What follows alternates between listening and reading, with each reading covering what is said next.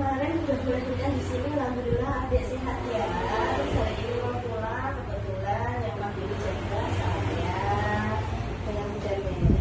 Terus nanti sebelum pulang akan saya lakukan konseling dulu untuk perawatan bayi baru lahir sehari.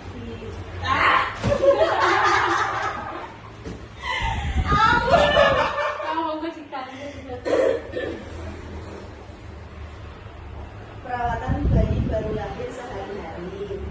Nah, nanti untuk waktunya kurang lebih 10 menit Bu. Apakah Ibu bersedia? Sebentar ya Bu ya, saya cuci tangan dulu.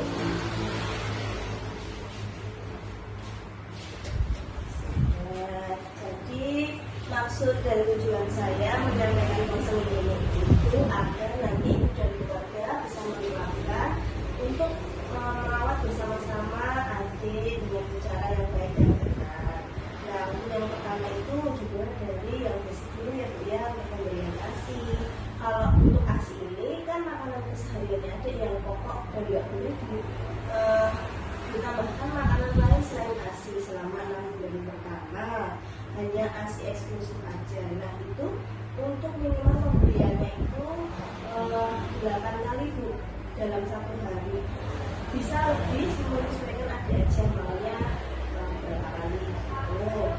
Terus semakin sering disusui akan semakin memperbanyak produksi ASI. Jadi jangan takut untuk menyusui adik asalkan caranya betul gitu ya Bu, seperti yang sudah diajarkan kemarin waktu hari pertama melahirkan itu. Terus untuk ASI ini kan mengandung kolostrum, jadi sangat bagus sekali untuk adik ya Bu ya. Jadi diusahakan untuk menyusui eksklusif ya Bu di rumah. Terus yang kedua, saya akan menjelaskan cara menjaga kebersihan dan kehangatan bayi. Itu yang pertama bisa skin to skin, jadi kulit ibu dengan kulit adik itu bersentuhan, itu bisa menghantarkan panas, kehangatan untuk adik sekalian untuk bonding juga. Terus yang kedua, adik itu harus diletakkan di tempat yang penting. Terus dipakein baju yang hangat, dipakein yang lembut, bahan yang lembut, menggunakan topi dan sarung tangan, kaos kaki gitu. Terus mengganti popok dan selimut sesering mungkin. Kalau misalkan udah penuh harus diganti, nggak usah tunggu lagi ya Bu ya. Terus menjaga ruangan tetap hangat. Sampai sini ada yang ingin ditanyakan dulu? Ada. Terus yang selanjutnya, untuk posisi tidur adik itu yang paling bagus itu miring atau terlentang, nggak boleh tengkurap dulu gitu ya Bu. Terus yang selanjutnya untuk perawatan tali pusat ini yang paling penting Bu. Kalau untuk melakukan perawatan tali pusat itu pastikan tangan kita bersih dulu.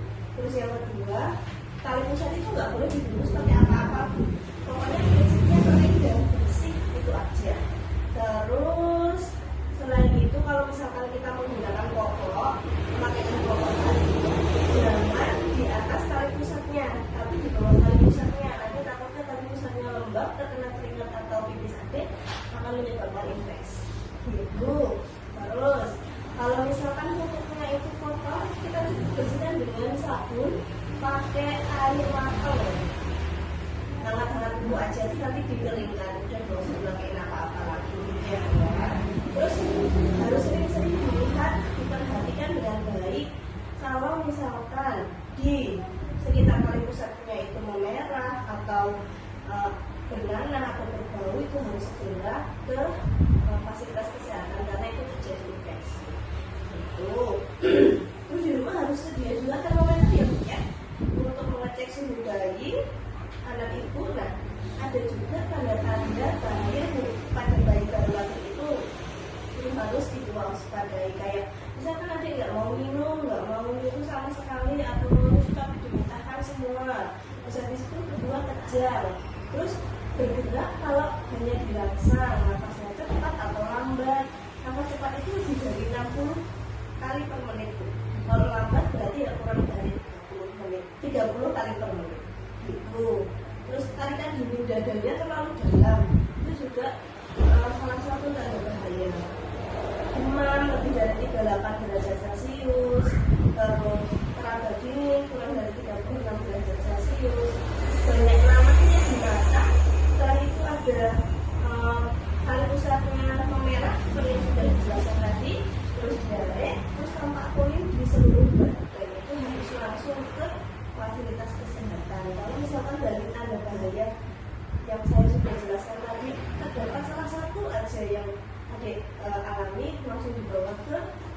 kesehatan. Karena itu masih ada yang ingin ditanyakan, berapa sampai di sini? Ya. Jadi di sini saya akan melakukan evaluasi ya Bu ya. Dalam merawat bayi itu kita harus meningkatkan kewaspadaan.